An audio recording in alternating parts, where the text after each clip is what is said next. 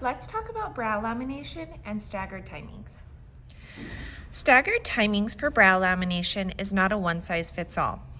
When I'm assessing my client's eyebrow, I first want to look at the density. Is it fine, natural to healthy, or is it coarse? This specific model has definitely some finer eyebrows, so I want to make sure that I evaluate my processing times accordingly. She also has sparser hair towards the tail and the midsection. So, what staggered timings mean is that once I get these brows positioned into place with our bonder and I apply my step number 1, I want to first apply my step number 1 at the thickest part of the brow, which to me is right about there.